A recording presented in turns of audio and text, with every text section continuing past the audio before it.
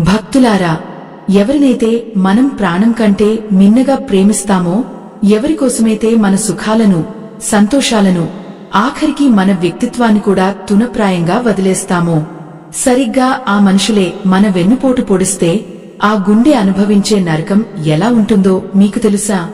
రక్తం పంచుకు పుట్టినవారో లేక నూరేళ్ల తోడుగా ఉంటామని ప్రమాణం చేసినవారో మనల్ని నట్టేట ముంచినప్పుడు ఈ ప్రపంచమంతా ఒక్కసారిగా చీకటిగా మారిపోతుంది. మనం ఎవరికోసం బతికామో వారే మన ఉనికిని ప్రశ్నించినప్పుడు కలిగే ఆ వేదన వర్ణనాతీతం. ఈ ఆధ్యాత్మిక రహస్యం మీకు పూర్తిగా అర్థం కావాలన్నా, దైవానుగ్రహం దక్కాలన్నా ఈ వీడియోను ఎక్కడా ఆపకుండా చివరి వరకు చూడండి. ఆ రాత్రి చాలా నిశ్శబ్దంగా ఉంది. కాని ఆ నిశ్శబ్దంలో ఒక మనిషి గుండె ముక్కలవుతున్న చప్పుడు మాత్రం స్పష్టంగా వినిపిస్తోంది. ఒక గది మూలన కూర్చుని తన చేతుల్లో ముఖాన్ని దాచుకుని కుమిలిపోతున్న ఆ వ్యక్తి పేరు మాధవ. ఆయన వయసు ఇప్పుడు 60 దాటాయి. తన జీవిత కాలమంతా కష్టపడి చెమటను రక్తముగా మార్చి ఒక అందమైన గృహాన్ని నిర్మించాడు. తన భార్య మెడలో బంగారు గొలుసులు మెరవాలని, తన పిల్లలు పట్టు వస్త్రాలు ధరించి సమాజంలో గౌరవంగా బతకాలని తను పాత బట్టలతోనే కాలం వెళ్లదీశాడు. ఆకలి వేసినా సరే పిల్లల కోసం దాచిపెట్టిన తండ్రి ఆయన ఎండనక వాననక కష్టపడి ఆస్తులు సంపాదించాడు. కాని ఈరోజు అదే ఇంట్లో ఆయనకు చోటు లేదు. అదే మనుషుల మనసుల్లో ఆయనకు గౌరవం లేదు. అయ్యో, ఎంతటి దౌర్భాగ్యం! నిన్నటి వరకు నాన్నా నాన్నా అంటూ చుట్టూ తిరిగిన కొడుకులు ఈరోజు ఆయన్ని ఒక అడ్డంకిలా చూస్తున్నారు. తన సర్వస్వాన్ని ధారపోసి పెంచిన ఆ చెట్లు ఇప్పుడు అతనికి నీడను ఇవ్వడానికి నిరాకరిస్తున్నాయి. ఆ రోజు సాయంత్రం జరిగిన సంఘటన మాధవ కళ్ల ముందు కదలాడుతోంది. తన కొడుకులు, కోడళ్లు హాల్లో కూర్చుని మాట్లాడుకుంటున్నారు. మాటల మధ్యలో తన ప్రస్తావన వచ్చింది. నాన్నగారు ఇంకా ఎన్ని రోజులు ఇలా మనతోనే ఉంటారు? ఆయన వల్ల మన ప్రైవసీ దెబ్బతింటోంది. పైగా ఆయన అనారోగ్యం వల్ల మనకు అనవసరమైన ఖర్చులు పెరుగుతున్నాయి. ఏదైనా వృద్ధాశ్రమంలో చేర్పిస్తే పోలా అని పెద్ద కొడుకు అంటుంటే చిన్న కొడుకు మౌనంగా ఉన్నాడు. ఆ మౌనం సమ్మతి కంటే భయంకరంగా అనిపించింది మాధవకు. ఎంతటి వేదన, ఎంతటి ఘోరం! తన రక్తం పంచుకు పుట్టినవారే తనని ఒక భారం అనుకుంటుంటే ఆ ప్రాణం పోవాలని అనిపించదా? మాధవ కళ్ల నుంచి కన్నీళ్లు ధారలుగా కారుతున్నాయి.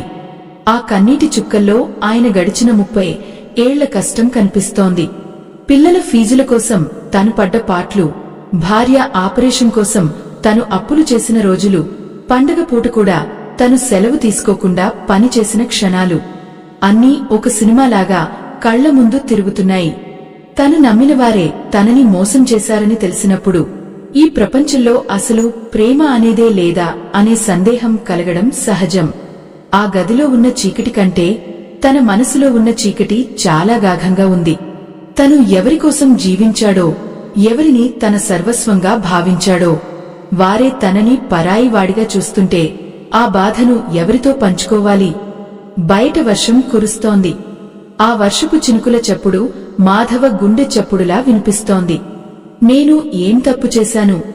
నా సర్వస్వాన్ని ఇచ్చాను కదా, నా జీవితాన్ని వారికి ధారపోసాను కదా, మరి నాకు దక్కిన బహుమతి ఇదేనా అని ఆకాశం వైపు చూస్తూ ప్రశ్నిస్తున్నాడు. కాని ఆకాశం మౌనంగా ఉంది. అక్కడ ఉన్న కృష్ణ విగ్రహం మాత్రం చిరునవ్వు చిందిస్తోంది. ఆ చిరునవ్వులో ఏదో గూఢమైన అర్థం ఉన్నట్లు మాధవకు అనిపించడం లేదు. ఆయన కేవలం తన బాధలో మునిగిపోయి ఉన్నాడు. నమ్మక ద్రోహం అనేది కత్తితో పొడిచిన గాయం కంటే లోతైనది. కత్తి గాయం చర్మాన్ని కోస్తే, నమ్మక ద్రోహం ఆత్మను కోస్తుంది. మాధవ ఇప్పుడు ఆ స్థితిలోనే ఉన్నాడు. తన సొంత మనుషులు, తను ప్రాణంగా ప్రేమించినవారు తనని ఒక వస్తువులా, పనికిరాని వస్తువులా విసిరేయాలని చూస్తుంటే ఆయన ప్రాణం విలవలలాడిపోతోంది. అప్పుడే ఆయనకు ఒక విషయం గుర్తొచ్చింది. కొన్ని ఏళ్ల క్రితం తన తండ్రి కూడా ఇలాగే బాధపడ్డప్పుడు తాను ఎలా ప్రవర్తించాడు అని ఆలోచన రాగానే గుండె ఆగిపోయినంత పని అయింది. కాని తను ఎప్పుడూ తండ్రిని నిర్లక్ష్యం చేయలేదు కదా. మరి తనకే ఎందుకు ఇలా జరుగుతోంది? కర్మ సిద్ధాంతం గురించి పెద్దలు చెబుతుంటారు. కాని నమ్మినవారు మోసం చేసినప్పుడు ఆ సిద్ధాంతాలన్నీ బుగ్గిలో పోసిన పన్నీరులా అనిపిస్తాయి. మాధవ తన గది తలుపులు వేసుకుని మంచం మీద వాలిపోయాడు. నిద్ర పట్టడం లేదు. కేవలం ఆవేదన, ఆక్రందన. తనవారు తనని మోసం చేశారనే నిజం తనని దహించివేస్తోంది. కళ్ళు మూసుకుంటే కొడుకుల మాటలు చెవుల్లో రిగితుతున్నాయి. వృద్ధాశ్రమం. ఆ మాట ఒకటొకటిగా ఆయన గుండెను పిండేస్తోంది. ఈ సమాజం ఎంత క్రూరమైంది! బంధాలు ఎంత బలహీనమైనవి! డబ్బు ఉన్నప్పుడు, బలం ఉన్నప్పుడు చుట్టూ చేరే మనుషులు, అవి లేనప్పుడు ముఖం చాటేయడం మానవ సహజమా? లేక ఇది కేవలం ఆయనకు జరిగిన అన్యాయమా? చీకటి రాత్రి గడుస్తోంది కాని మాధవ మనసులోని ఆవేదన మాత్రం తగ్గడం లేదు. తన జీవితం ఇలా ముగిసిపోవాల్సిందేనా? తనను నమ్మినవారే మోసం చేస్తే ఇక ఈ లోకంలో ఎవరిని నమ్మాలి? భగవంతుడా, నాకు ఈ శిక్ష ఎందుకు అని ఆయన గట్టిగా అరిచి అడగాలని అనుకున్నాడు. కాని నోటి వెంట మాట రావడం లేదు. కేవలం కంటి నుండి నీరు మాత్రం ఆగడం లేదు. అప్పుడే కిటికీ గుండా ఒక చల్లని గాలి వీచింది. ఆ గాలిలో ఒక తెలియని ప్రశాంతత ఉంది. కాని ఆ ప్రశాంతతను అనుభవించే స్థితిలో మాధవ లేడు. ఆయన కేవలం తనని తాను నిందించుకుంటూ, తన విధిని తిట్టుకుంటూ కూర్చున్నాడు. ఆ చల్లని గాలి కూడా మాధవ మనసులోని మంటను ఆర్పలేకపోయింది. కిటికీ బయట వర్షం వేగం పుంజుకుంది. ఆకాశం కూడా తన వేదనను చూసి కన్నీరు మున్నీరవుతున్నట్లుగా అనిపించింది ఆయనకు. నెమ్మదిగా మంచం మీద నుండి దిగి గోడకు ఆనుకుని ఉన్న పాత అల్మారా దగ్గరకు నడిచాడు. వణుకుతున్న చేతులతో ఆ అల్మారాను తెరిచాడు. అందులో కొన్ని పాత ఫోటోలు, కొన్ని కాగితాలు. అవే ఆయన జీవిత కాల సంపాదన. ఒక ఫోటోను చేతిలోకి తీసుకున్నాడు. అది తన పెద్ద కొడుకు మొదటి పుట్టినరోజున తీసుకున్నది. ఆ చిన్నారి నవ్వును చూసి ఆ రోజు తను ఎంతగా మురిసిపోయాడో. వాడికోసం కొత్త బట్టలు కొనడానికి తన దగ్గర డబ్బులు లేకపోతే తన పాతపట్టు పంచెను కోసి వాడికి చొక్కా కుట్టించిన ఆ క్షణాలు ఇప్పటికీ కళ్ల ముందే ఉన్నాయి. అయ్యో, అప్పుడు ఆ పసివాడిని గుండెలకు హత్తుకున్నప్పుడు భవిష్యత్తులో అదే గుండెను వాడు ముక్కలు చేస్తాడని తను కలలో కూడా ఊహించలేదు. ఎంతటి దారుణం! తల్లిదండ్రులు తమ సర్వస్వాన్ని ధారపోసి పిల్లలను పెంచేది రేపు పొద్దున వారు తమను కంటికి రెప్పలా కాపాడుతారనే ఆశతోనే కదా. కాని ఈ కాలం మనుషులు ఎంతటి స్వార్థపరులైపోయారు. రక్త సంబంధం కంటే డబ్బుకు, సౌకర్యాలకు ఎక్కువ విలువనిచ్చే ఈ రోజుల్లో మనసున్న మనిషి బతకడం చాలా కష్టమని మాధవకు ఇప్పుడు అర్థమవుతోంది. ఆ ఫోటో మీద పడ్డ కన్నీటి చుక్కను తుడుస్తూ తన భార్య ముఖాన్ని చూశాడు. ఆమె చనిపోయి 10 ఏళ్లు దాటింది. ఆమె ఉన్నంత కాలం మాధవకు ఏ లోటు లేదు. తను కష్టపడి సంపాదించిన ప్రతి రూపాయిని ఆమె ఎంతో పొదుపుగా వాడుతూ పిల్లలకు ఏ లోటు రాకుండా చూసుకునేది. ఆమె వెళ్లిపోయిన తర్వాత ఆ బాధ్యత అంతా మాధవ మీద పడింది. ఒంటరి వాడైపోయినా సరే పిల్లల కోసం తను పడరాని పాట్లు పడ్డాడు. రాత్రిపూట సెక్యూరిటీ గార్డుగా కూడా పనిచేసి వారిని ఉన్నత చదువులు చదివించాడు. తన కళ్లలో నీరు తిరుగుతున్నా ముఖం మీద నవ్వును మాత్రం ఎప్పుడూ చెరగనివ్వలేదు. కాని ఇప్పుడు ఆ నవ్వు ఆవిరైపోయింది. తనవారే తనని మోసం చేశారనే నిజం ఒక విషంలా తన శరీరమంతా పాకుతోంది.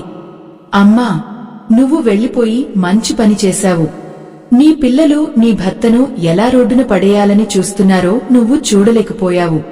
ఆ దేవుడు నిన్ను త్వరగా తీసుకుపోయి నీకు పెద్ద ఉపకారమే చేశాడు అని మనసులో తన భార్యతో చెప్పుకుంటూ కుమిలిపోయాడు. ఎంతటి వేదన, ఎంతటి వ్యధ! తన సొంత గదిలో తను పరాయివాడిలా భయంగా ఉండాల్సి వస్తుందని ఆయన ఎప్పుడూ అనుకోలేదు. ఆ మధ్యకాలంలో తను అనారోగ్యంతో ఉన్నప్పుడు కొడుకులు కనీసం పలకరించడానికి కూడా రాలేదు. పైగా నాన్నగారు దగ్గుతుంటే మాకు నిద్ర పట్టడం లేదు, గది తలుపులు గట్టిగా వేసుకోండి అని కోడలు అన్న మాటలు ఇప్పుడు ఈటెల్లా గుచ్చుకుంటున్నాయి.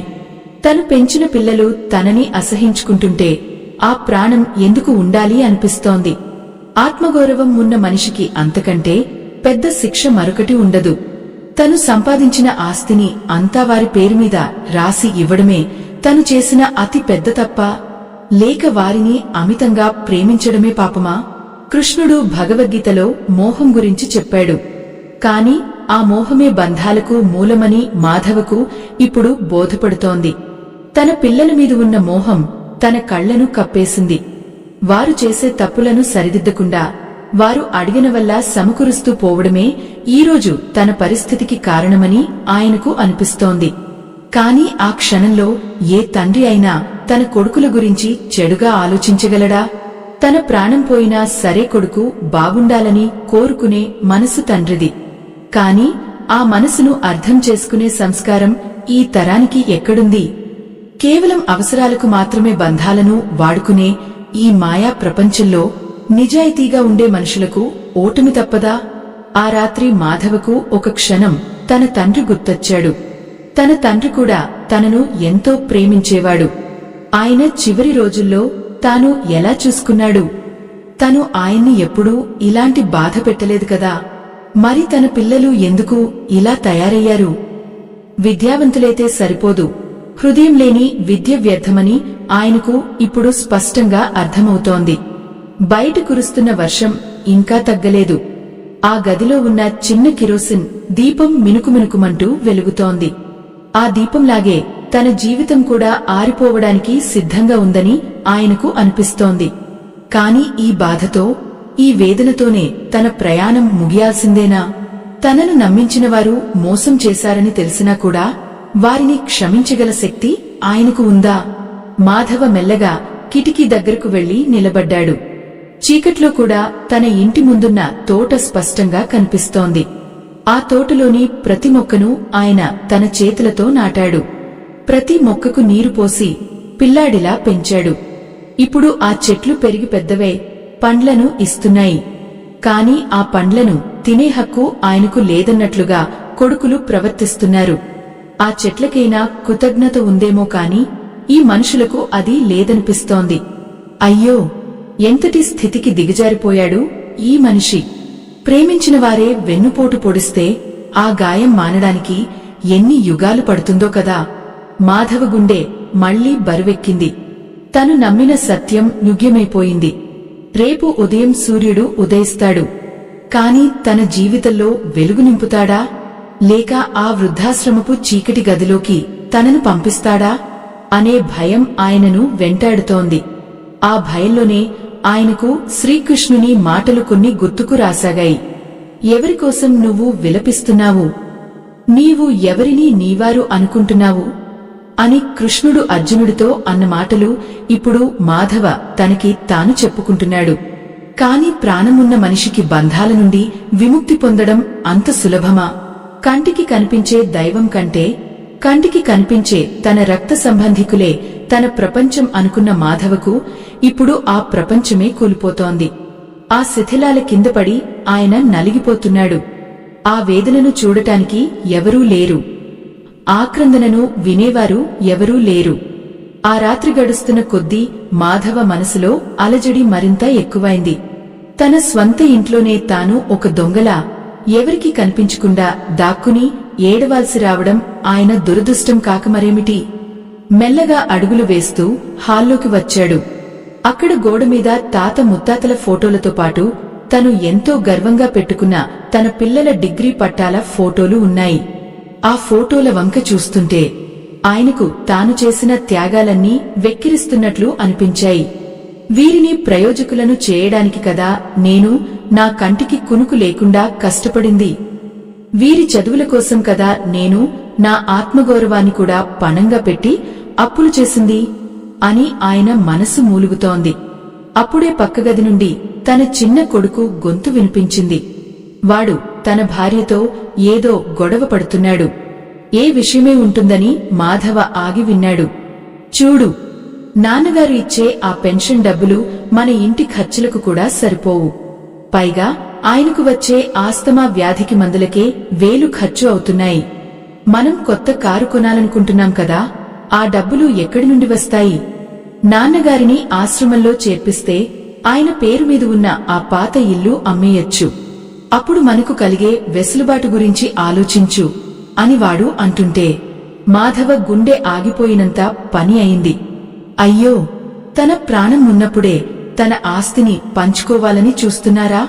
తను ఇంకా బతికే ఉన్నాడని కూడా మర్చిపోయి శవం మీద చిల్లర ఏరుకునే రకంలా తన సంతానం తయారైందా?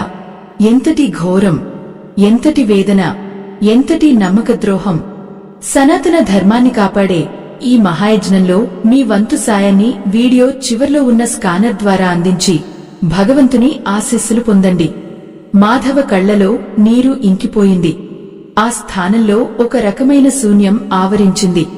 తను ఎవరికోసం ఈ సామ్రాజ్యాన్ని నిర్మించాడో వారే ఇప్పుడు తనని కూల్చేయాలని చూస్తున్నారు. అడుగులు తడబడుతుంటే నెమ్మదిగా ఇంటి తలుపు తీసుకుని బయటకు వచ్చాడు. బయట వాన దంచికొడుతోంది. ఆ చల్లని నీటి చినుకులు తన వేడి కన్నీళ్లను తుడుస్తున్నట్లు అనిపించాయి. గొడుగు కూడా తీసుకోకుండా ఒట్టి కాళ్లతోనే ఆ వీధిలోకి నడిచాడు. ఎక్కడికి వెళ్తున్నాడో ఆయనకు తెలియదు. కాని ఆ ఇంట్లో మాత్రం ఒక్క క్షణం కూడా ఉండలేనని ఆయన ఆత్మప్రబోధం చేస్తోంది. వీధి దీపాలు వెలుగుతూ ఆరుతూ ఉన్నాయి. ఆ వెలుతురులో ఆయన నీడ ఆయనకే భయంకరంగా కనిపిస్తోంది.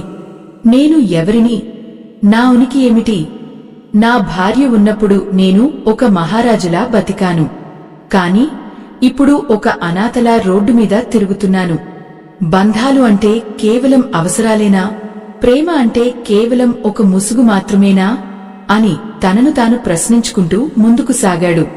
వయసు మళ్లిన ఆ శరీరం చలికి వణికిపోతోంది. ఆయాసం ఎక్కువవుతోంది. కాని మనసులో ఉన్న గాయం ముందు ఈ శారీరక బాధ చాలా చిన్నదిగా అనిపించింది. దారి పక్కన ఉన్న ఒక చిన్న కృష్ణ ఆలయం దగ్గరకు రాగానే ఆయన ఆగిపోయాడు. ఆ గుడి తలుపులు మూసి ఉన్నాయి కాని లోపల ఉన్న నందనందనుడు తననే చూస్తున్నట్లు మాధవకు అనిపించింది. ఆ గుడి మెట్ల మీద కూర్చుని పెద్దగా ఏడవడం మొదలుపెట్టాడు. ఆ వర్షంలో ఆయన ఆక్రందన ఎవరికీ వినిపించడం లేదు. కృష్ణ, నువ్వు చెప్పిన నిష్కామ కర్మ ఇదేనా? నేను ఏ ఫలితాన్ని ఆశించకుండా నా పిల్లలను పెంచాను. కాని ఇప్పుడు వాళ్లు నన్ను గాలికి వదిలేస్తున్నారు. ఇది న్యాయమా? నీ సృష్టిలో ధర్మానికి చోటు లేదా అని గాలిలో కలిసిపోయేలా అరిచాడు.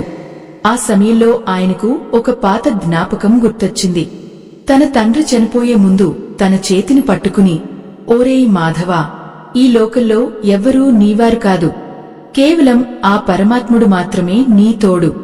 మనుషులను నమ్మకు, వారిమీద మమకారం పెంచుకోకు అని చెప్పాడు. అప్పుడు ఆ మాటల అర్థం మాధవకు తెలియలేదు. కాని ఈరోజు 60 ఏళ్ల వయసులో తన పిల్లల చేత చీత్కరించబడిన తర్వాత ఆ మాటల్లోని పరమార్థం బోధపడుతోంది. అయ్యో, ఎంతటి అజ్ఞానంలో బతికాను! ఈ దేహం నాది అనుకున్నాను, ఈ ఇల్లు నాది అనుకున్నాను, ఈ పిల్లలు నావారు అనుకున్నాను. కాని చివరికి మిగిలింది కేవలం ఈ ఏకాంతం మాత్రమే. వర్షం నీరు ఆయన బట్టలను తడిపి ముద్ద చేశాయి. ఆ చలికి ఆయన ఊపిరితిత్తులు బిగుసుకుపోతున్నాయి. అయినా సరే ఆయనకు అక్కడి నుండి కదలాలని లేదు. ఆ గుడిమెట్ల మీద పడి చనిపోయినా పర్వాలేదు కాని మళ్లీ ఆ నరకంలాంటి ఇంట్లోకి వెళ్లకూడదని నిర్ణయించుకున్నాడు. మనిషిని మనిషి నమ్మని ఈ కలికాలంలో నమ్మకమే ఒక శాపంగా మారుతుందా? మాధవ కళ్ళు నెమ్మదిగా మూసుకుపోతున్నాయి. ఆయాసం వల్ల ఆయన శరీరం నీరసించిపోయింది. ఆ చీకట్లో, ఆ వర్షంలో ఒక ముసలి ప్రాణం కొట్టుమిట్టాడుతోంది. తనను నమ్మించిన వారు మోసం చేశారని తెలిసినా ఆ మనసు ఇంకా వారి క్షేమాన్నే కోరుకుంటోంది. కృష్ణ, వాళ్లకు బుద్ధిని ఇవ్వు. నన్ను ఇలా రోడ్డున పడేసినందుకు వాళ్లకు ఏ పాపం తగలకుండా చూడు అని ఆ స్థితిలో కూడా తన పిల్లల కోసం ప్రార్థిస్తున్నాడు ఆ తండ్రి. తండ్రి ప్రేమకు సాటి వచ్చేది ఈ ప్రపంచంలో ఏముంటుంది? కాని ఆ ప్రేమను అర్థం చేసుకోలేని సంతానం ఉన్నప్పుడు ఆ తండ్రి ఆత్మ ఎంతలా క్షోభిస్తుందో కదా. చుట్టూ ఉన్న ప్రకృతి కూడా నిశ్శబ్దంగా ఆయన వేదనను గమనిస్తోంది. గాలి వేగం పెరిగింది. చెట్ల కొమ్మలు ఆగుతూ ఒక రకమైన వింత శబ్దాన్ని చేస్తున్నాయి. ఆ శబ్దంలో మాధవకు ఏదో వినిపిస్తోంది. అది ఒక హెచ్చరిక లేక ఒక ఓదార్పా? ఆయనకు అర్థం కావడం లేదు. తన జీవితం ఒక ముగింపునకు చేరుకుందని ఆయనకు అనిపిస్తోంది. కాని ఈ ముగింపు ఇంత దారుణంగా ఉంటుందని ఆయన ఊహించలేదు. నమ్మినవారే వెన్నుపోటు పొడిచినప్పుడు కలిగే ఆ నరకయాతనను అనుభవిస్తూ ఆ గుడి మెట్ల మీద ఒక మహాత్ముడిలా పడి ఉన్నాడు మాధవ. కాని ఆయన ప్రయాణం ఇక్కడితో ఆగిపోదు. ఆయనకు జరగబోయే ఆ అద్భుతమేమిటో, ఆ కృష్ణుడు ఆయనకు ఏ విధంగా దర్శనమిస్తాడో. ఆ చల్లని వర్షపు నీరు మాధవ దేహాన్ని తాకుతుంటే ఆయన ప్రాణం మంచులా గడ్డకట్టుకుపోతోంది. ఆ గుడిమెట్ల మీద పడి ఉన్న ఆయనకు తన చుట్టూ ఉన్న ప్రపంచం క్రమక్రమంగా దూరమవుతున్నట్లు అనిపించింది. ఆయాసం పెరిగి రొమ్ము విలవలలాడుతుంటే ఒక్కో శ్వాస కోసం ఆయన పడుతున్న పోరాటం వర్ణనాతీతం. అయ్యో, తన ప్రాణం ఎవరికోసమైతే నిరంతరం తప్పించిందో, ఎవరి సుఖం కోసం తన రక్తాన్ని చెమటగా మార్చి ఖర్చు చేశాడో, అదే సంతానం తనను ఈ స్థితిలో వీధి పాలు చేస్తుందని ఆయన కలలో కూడా ఊహించలేదు. ఆ రాత్రి కురుస్తున్న వాన కేవలం ఆకాశం నుండి పడుతున్న నీరు కాదు. అది మాధవ జీవితంలోని నిరాశ, నిస్పృహల ప్రతిరూపం. ఒక్కో క్షణం గడుస్తున్న కొద్దీ ఆయన మనసులో గతకాలపు స్మృతులు మెరుపుల్లా వచ్చిపోతున్నాయి. తన పెద్ద కొడుకు చదువు కోసం తను తన సొంత ఊరిలో ఉన్న కొద్దిపాటి పొలాన్ని అమ్మేసిన రోజు. ఆ రోజు తను పడ్డ బాధ కంటే కొడుకు పెద్ద చదువు చదువుతాడనే సంతోషమే ఎక్కువగా ఉండేది. తను పాత చెప్పులతో నడుస్తూ కొడుకులకు ఖరీదైన బూట్లు కొనిచ్చిన ఆ రోజులు, అవన్నీ ఇప్పుడు తనని వెక్కిరిస్తున్నట్లు అనిపిస్తోంది. ఎంతటి వేదన, ఎంతటి దారుణం! మనిషి ఎంతగా ఎదిగినా తన మూలాలను, తనను పెంచి పెద్ద చేసిన తండ్రిని మర్చిపోవడం ఎంతటి పాపం! మాధవ కళ్ళు మూసుకుని ఆ నొప్పిని భరించడానికి ప్రయత్నిస్తున్నాడు. కాని ఆ నొప్పి కేవలం శరీరానికి సంబంధించింది కాదు. అది ఆత్మకు తగిలిన గాయం. ఆ గాయం నుండి స్రవిస్తున్న రక్తం ఆయన కళ్లలో కన్నీరుగా మారుతోంది. తన ఇల్లు, అవును, అది తన ఇల్లు. తన చేతులతో ఇటుక పేర్చి కట్టిన ఆ గృహం ఇప్పుడు తనది కాకుండా పోయింది. తన పిల్లలు ఆ ఇంటిని అమ్మేసి తనను వృద్ధుల శరణాలయంలో పడేయాలని చూస్తున్నారు. తన ఉనికిని తుడిచేయాలని చూస్తున్నారు. ఒక మనిషికి ఇంతకంటే పెద్ద అవమానం ఇంకేముంటుంది? తనవారే తనను మోసం చేశారని తెలిసినప్పుడు ఈ ప్రపంచంలో ధర్మం అనేదే లేదని అనిపించడం సహజమే కదా. సనాతన ధర్మాన్ని కాపాడే ఈ మహాయజ్ఞంలో మీ వంతు సాయాన్ని వీడియో చివర్లో ఉన్న స్కానర్ ద్వారా అందించి భగవంతుని ఆశీస్సులు పొందండి. మాధవ ఊపిరి తీసుకోవడం మరింత కష్టమైపోయింది. ఆ గుడి ముఖద్వారం వద్ద ఉన్న గంటగాలికి ఆగుతూ చిన్నగా శబ్దం చేస్తోంది. ఆ శబ్దం మాధవకు ఒక సందేశంలా వినిపిస్తోంది. మాధవా, లే, ఎవరికోసం విలపిస్తున్నావు? ఈ ప్రపంచంలో ఏది నీది, ఏది శాశ్వతం అని ఆ శబ్దం అడుగుతున్నట్లు ఆయనకు అనిపించింది. అప్పుడే ఆయనకు శ్రీకృష్ణ పరమాత్ముడు అర్జునుడికి చెప్పిన ఆ పరమ సత్యం గుర్తుకు వచ్చింది. నీవు ఏమి తెచ్చావని, ఏమి కోల్పోయావు, ఏది నీదని నువ్వు ఏడుస్తున్నావు అన్న మాటలు ఆయన అంతరాత్మలో ప్రతిధ్వనిస్తున్నాయి. అయ్యో, అవును కదా, నేను పుట్టినప్పుడు ఏమీ తీసుకురాలేదు, పోయేటప్పుడు కూడా ఏమీ తీసుకుపోలేను. మరి ఈ మమకారం ఎందుకు? ఈ ఆస్తి, ఈ పిల్లలు, ఈ బంధాలు, ఇవన్నీ కేవలం ఒక నాటకంలోని పాత్రలు మాత్రమే కదా. నమ్మిన వారే మోసం చేశారని బాధపడటంలో అర్థం ఉందా? అసలు ఎవరిని నమ్మాను నేను? ఒక అశాశ్వతమైన మనిషిని నమ్మి శాశ్వతమైన దైవాన్ని మర్చిపోయాను. తన పిల్లలు తనను మోసం చేయలేదు, కేవలం తనలోని మోహాన్ని పటపంచలు చేశారు. తన కళ్లకు ఉన్న పొరలను తొలగించారు. ఈ ఆలోచన రాగానే మాధవ మనసులో ఒక తెలియని ప్రశాంతత ఆవరించడం మొదలైంది. కాని ఆ ప్రశాంతత వెనుక ఒక పెద్ద తుఫాను దాగి ఉంది. ఆయన శరీరం చలికి నీలంగా మారుతోంది. కృష్ణయ్య విగ్రహం ముందున్న ఆ చిన్న దీపం గాలికి కొట్టుకులాడుతోంది. అది ఆరిపోయేలోపు మాధవ జీవితంలో ఒక అద్భుతం జరగబోతోంది. తన వారే తనను పరాయివాడిని చేసినప్పుడు పరమాత్ముడు ఎలా అండగా నిలబడతాడో ఆయనకు తెలియబోతోంది. అప్పుడే ఒక నీడ ఆయన వైపు నడిచి రావడం గమనించాడు. ఆ వర్షంలో, ఆ చీకట్లో ఒక మనిషి ఆకారం మెల్లగా ఆయన దగ్గరకు వస్తోంది. అది ఎవరు? తన కొడుకులా, తను చేసిన తప్పు తెలుసుకుని తండ్రి కోసం వెతుక్కుంటూ వచ్చాడా, లేక తనను ఆశ్రమంలో పడేయడానికి వచ్చిన కాలయముడా? మాధవ కళ్ళు ఆ ఆకారాన్ని గుర్తుపట్టడానికి ప్రయత్నిస్తున్నాయి. ఆ వ్యక్తి దగ్గరకు వచ్చే కొద్దీ ఒక రకమైన చందనపు వాసన మాధవ నాసికారంధ్రాలను తాకింది. ఆ వాసన ఎంతో సుపరిచితమైనది, ఎంతో పవిత్రమైనది. ఆ వ్యక్తి మాధవ పక్కన కూర్చుని ఆయన తలని తన ఒడిలోకి తీసుకున్నాడు.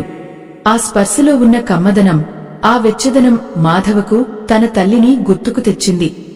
బాధపడకు మాధవా, ఈ ప్రపంచం నిన్ను వదిలేవచ్చు, కాని నేను నిన్ను ఎప్పటికీ వదిలిపెట్టను అని ఒక గంభీరమైన వాయిస్ ఆయన చెవిలో మారుమ్రోగింది. ఆ మాటలు వినగానే మాధవ గుండెల్లో ఉన్న భారం ఒక్కసారిగా కరిగిపోయింది. నమ్మినవారు మోసం చేయడం అనేది ఒక పాఠం మాత్రమే, అది అంతం కాదు, అదొక ఆరంభం. మాధవకు ఇప్పుడు అర్థమవుతోంది. తను ఇంతకాలం మనుషుల ప్రేమ కోసం ఆరాటపడ్డాడు, కాని దైవ ప్రేమ ఎంత గొప్పదో తెలుసుకోలేకపోయాడు. ఆ వ్యక్తి ఎవరో కాదు, ఆయనకు కలిగిన ఆ అనుభూతి సామాన్యమైంది కాదు. ఆ చీకటి రాత్రిలో, ఆ భయంకరమైన వర్షంలో మాధవకు దక్కిన ఆ ఆశ్రయం ఆయన జీవితాన్ని ఎలా మార్చబోతోందో, తనను మోసం చేసిన కొడుకులకు ఆయన ఇచ్చే సమాధానం ఏమిటో, ఆ కృష్ణ పరమాత్ముడు ఆయనకు చూపించబోయే మార్గం ఎంతటి విశాలమైందో. ఆ స్పర్శలో ఏదో అద్భుతమైన మంత్రముంది. ఆయన కళ్లలో నుండి కారే కన్నీరు ఇప్పుడు వేడిని కోల్పోయి ఒక రకమైన చల్లదనాన్ని, ప్రశాంతతను సంతరించుకుంటున్నాయి. మాధవ నెమ్మదిగా కళ్లు తెరిచి చూశాడు. ఆ చీకట్లో, ఆ వర్షంలో ఆయనకు ఆ వ్యక్తి ముఖం స్పష్టంగా కనిపించడం లేదు, కాని ఆ కళ్లలో ఉన్న వెలుగు మాత్రం ఆయన ఆత్మను తాకుతోంది. ఎవరు మీరు? ఈ అర్ధరాత్రి, ఈ వానలో నాకోసం ఎందుకు వచ్చారు? నన్ను నా వాళ్లే వెలివేసినప్పుడు, నట్టేట ముంచినప్పుడు మీకు నా మీద ఎందుకు ఇంత దయ అని వణుకుతున్న గొంతుతో అడిగాడు మాధవ. ఆయన గొంతులో ఉన్న ఆవేదన ఆ వర్షపు శబ్దంలో కలిసిపోతోంది. ఆ వ్యక్తి చిన్నగా నవ్వాడు. ఆ నవ్వులో ఒక తండ్రికి ఉండే గాంభీర్యం, ఒక తల్లికి ఉండే మమకారం రెండూ ఉన్నాయి. మాధవా, నిన్ను ఎవరు వెలివేశారు? నీ వారు అని నువ్వు ఎవరిని అనుకుంటున్నావు? ఈ దేహాన్ని మోస్తున్న నీవు నీ లోపల ఉన్న నన్ను గుర్తించలేకపోతున్నావు. నీ పిల్లలు నిన్ను మోసం చేశారని నువ్వు ఏడుస్తున్నావు, కాని నిజానికి వారు నిన్ను ఒక భ్రమ నుండి బయటకు తీసుకొచ్చారు. నీవు కట్టిన ఆ ఇల్లు, నువ్వు సంపాదించిన ఆ ఆస్తి, నువ్వు పెంచిన ఆ బంధాలు, ఇవన్నీ నీవి అని నువ్వు నమ్మావు. అది నీ మొదటి పొరపాటు. ఏ రోజైతే మనిషి నాది అనుకుంటాడో ఆ రోజే అతనికి దుంహకం మొదలవుతుంది అని ఆ గంభీరమైన వాయిస్ మళ్లీ వినిపించింది. అయ్యో, ఎంతటి కఠినమైన సత్యం! వినడానికి చేదుగా ఉన్నా అది అక్షర సత్యమని మాధవకు లోపల ఎక్కడో అనిపిస్తోంది. కాని మనసు ఊరుకోవడం లేదు. కాని నేను వాళ్లను ప్రేమించాను కదా, నా సర్వస్వాన్ని ధారపోశాను కదా, మరి నాకు ఈ ద్రోహమే ఎందుకు ఎదురవ్వాలి? నమ్మినవారే వెన్నుపోటు పొడిస్తే ఆ గుండె అనుభవించే నరకం నీకు తెలుసా అని ఆవేదనతో అడిగాడు. ఆ వ్యక్తి మాధవ తలని నిమురుతూ ఇలా అన్నాడు. శ్రీకృష్ణుడు కురుక్షేత్రంలో అర్జునుడికి చెప్పింది ఇదే మాధవ. మోహం అనేది మనిషిని అంధుడిని చేస్తుంది. నీవు నీ పిల్లల మీద పెంచుకున్నది ప్రేమ కాదు, అది మోహం. ప్రేమ ప్రతిఫలాన్ని ఆశించదు, కాని మోహం బంధాలను శాసించాలనుకుంటుంది. నీవు వారిని పెంచావు, అది నీ ధర్మం. కాని వారు నిన్ను తిరిగి చూడాలని కోరుకోవడం నీ అపేక్ష. ఎప్పుడైతే నీ అపేక్ష నెరవేరలేదో అప్పుడు నీకు అది ద్రోహంలా కనిపిస్తోంది. నిజానికి ఈ ప్రపంచంలో ఎవరూ ఎవరినీ మోసం చేయలేరు. కేవలం మన అంచనాలే మనల్ని గాయపరుస్తాయి. ఎంతటి వేదన! ఈ మాటలు వింటుంటే మాధవకు తన జీవితమంతా ఒక అబద్ధంలా అనిపిస్తోంది. తను ఎంతో గర్వంగా చెప్పుకునే తన సంసారం, తన ఇల్లు, ఇవన్నీ కేవలం ఒక నీటి బుడగ లాంటివని ఇప్పుడు అర్థమవుతోంది. అయితే ఇప్పుడు నేను ఏం చేయాలి? నాకు ఎవరూ లేరు. ఈ వయసులో నేను ఎక్కడికి వెళ్ళాలి?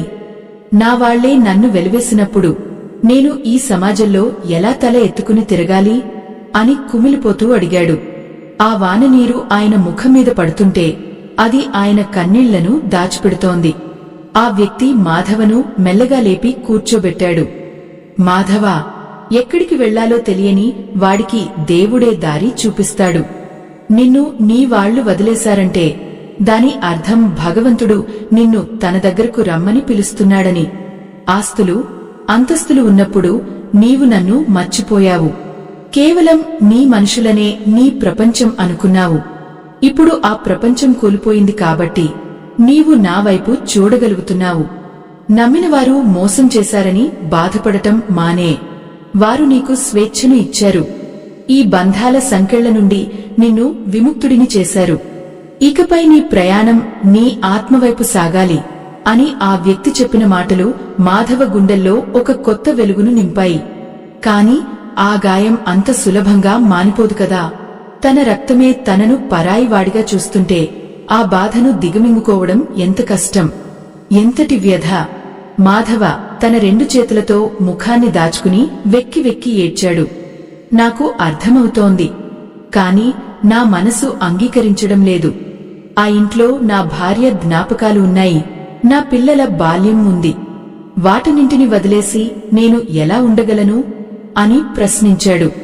అప్పుడు ఆ వ్యక్తి మాధవ భుజం మీద చేయి వేసి, జ్ఞాపకాలు అనేవి ఒక గూడులాంటివి. అవి నీకు రక్షణనిస్తాయి కాని ఎగరడానికి రెక్కలను ఇవ్వవు. నీవు ఆ గూడును వదిలితేనే పరమాత్మ అనే అనంతమైన ఆకాశంలోకి ఎగరగలవు. నీ పిల్లలు చేసిన పనిని ఒక శాపంగా కాకుండా ఒక అవకాశంగా భావించు. నిన్ను నీవు తెలుసుకోవడానికి దక్కిన మహదావకాశం ఇది అని చెప్పాడు. ఆ క్షణం మాధవకు ఒక వింత అనుభూతి కలిగింది. తన శరీరంలోని అలసట, మనసులోని భారము అంతా మాయమైపోతున్నట్లు అనిపించింది. వర్షం ఆగిపోయింది. ఆకాశంలో మేఘాల చాటు నుండి చంద్రుడు బయటకు వచ్చాడు. ఆ వెన్నెలలో ఆ వ్యక్తి ముఖం మాధవకు కనిపించింది. అది ఒక సాధారణ మనిషి ముఖంలా లేదు. అందులో కోటి సూర్యుల వెలుగు ఉంది, చంద్రుడి చల్లదనం ఉంది.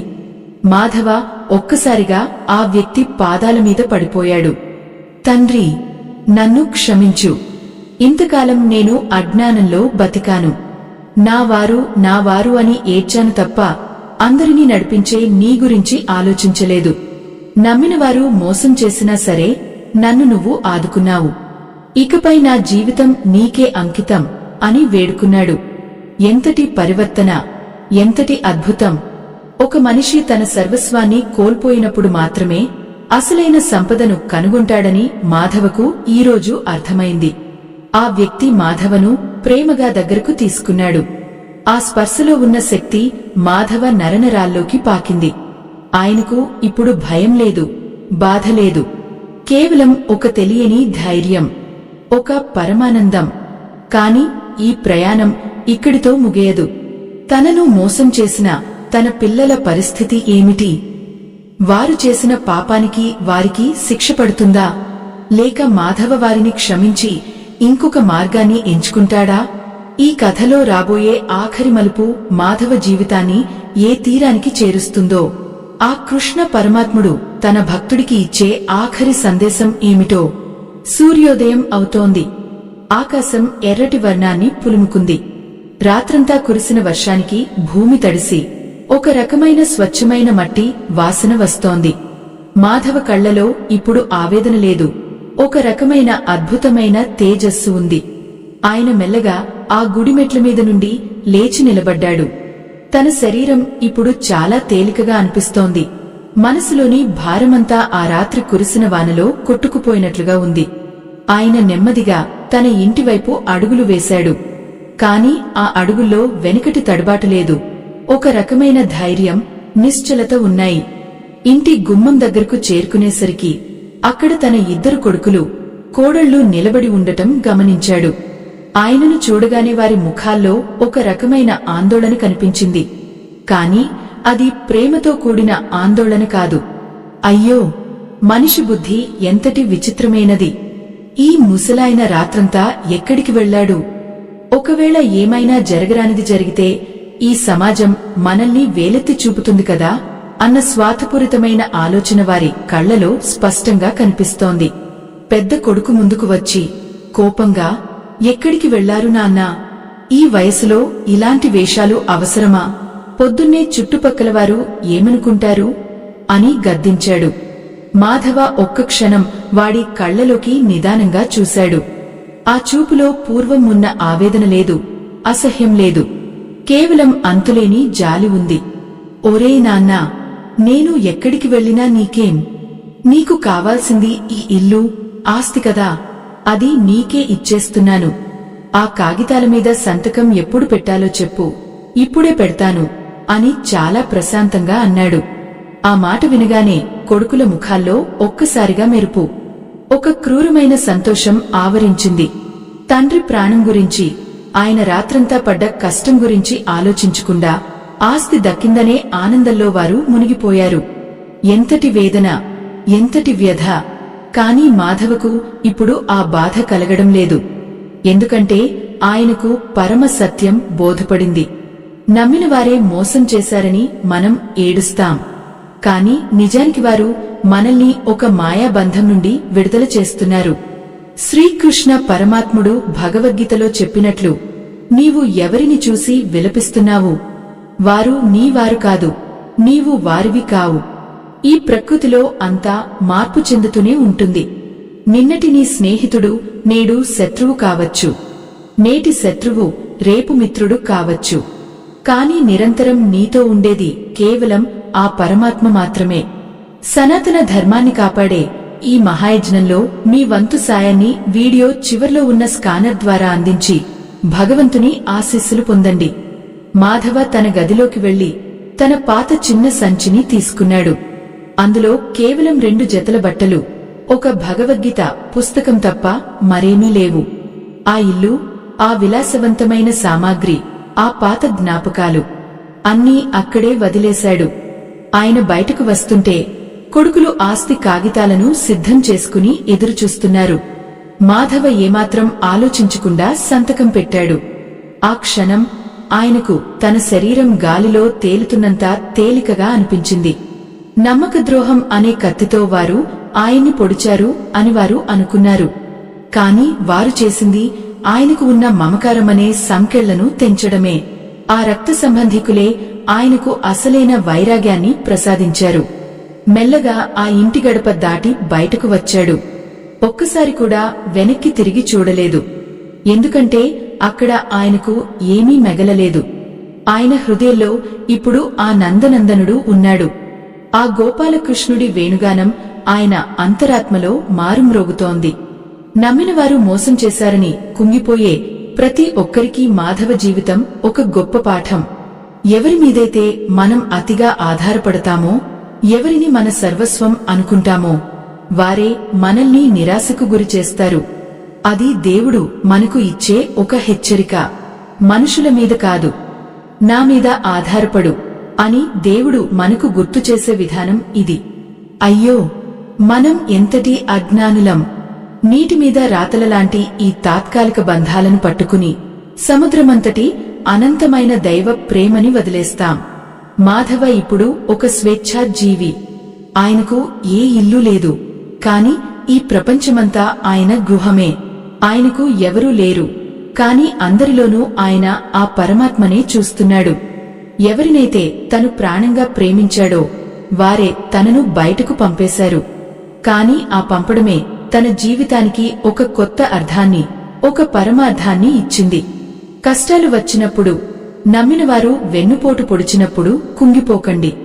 అది మీ పరిణామ క్రమంలో ఒక ఉన్నతమైన మెట్టు మాత్రమే. శ్రీకృష్ణుడు చెప్పినట్లు మన కర్మను మనం నిస్వార్థంగా చేయాలి, ఫలితం ఆయనకే వదిలేయాలి. మాధవ తన తండ్రిగా చేయాల్సిన బాధ్యతను పరిపూర్ణంగా పూర్తి చేశాడు. ఇప్పుడు ఆయన తన ఆత్మను ఉద్ధరించుకునే మార్గంలో పయనిస్తున్నాడు. లోకం ఆయనను అనాథ అని అనుకోవచ్చు, కాని ఆయన ఇప్పుడు సనాథుడు. అంటే అనాథనాథుడైన ఆ పరమాత్ముని చెంత ఉన్నవాడు. నమ్మినవారు మోసం చేశారని మీరు బాధపడుతుంటే ఒక్కసారి ఆ కృష్ణయ్య మురళి వైపు చూడండి. ఆ చిరునవ్వులో మీకు అన్ని వేదనలకు సమాధానం దొరుకుతుంది. మీ గుండెల్లో ఉన్న బాధ మటుమాయం అవుతుంది. ఈ ప్రపంచంలో ఏదీ శాశ్వతం కాదు. మీరు అనుభవిస్తున్న ఈ బాధ కూడా శాశ్వతం కాదు. చీకటి తర్వాత వెలుగు వచ్చినట్లుగా ప్రతి ద్రోహం వెనుక ఒక దైవికమైన పాఠం దాగి ఉంటుంది. మాధవలాగా మీరు కూడా ఆ బంధాల నుండి, ఆ మోహాల నుండి బయటకు వచ్చి దైవ చింతనలో మనశ్శాంతిని వెతుక్కోండి. అప్పుడు ఈ ప్రపంచంలోని ఏ మోసమూ మిమ్మల్ని తాకలేదు, ఏ ద్రోహమూ మిమ్మల్ని గాయపరచలేదు. ఎందుకంటే మీ హృదయం ఇప్పుడు ఆ కృష్ణ పరమాత్ముని నివాస స్థానం అయిపోయింది. ఆనందంగా సాగిపోండి. దైవం ఎప్పుడూ మీ తోడే ఉంటుంది.